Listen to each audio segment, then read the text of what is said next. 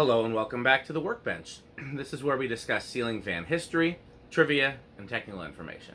So this is going to be another one of those videos where what we know is less than what we don't know, and I'm really doing this video to share some new information that we learned and hopefully throw it out there as bait to catch even more information, because there's a whole lot that we don't know that I want to learn.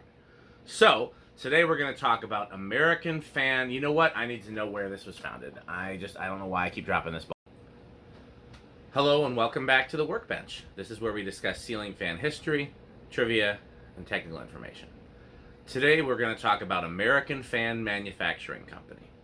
So this is going to be another one of those videos like the patent video and a few others where we actually know very little, but we know more than we did before this video, and I'm hoping by posting the video I'll be throwing out some bait to catch some new information, and I'll be able to do an update with a lot more information. Because again, there's more questions than answers here, but there are enough answers that we can all learn something interesting. So, American Fan Manufacturing Company was founded in 1971 in Cape Coral, Florida. They were... I gotta go back and do that.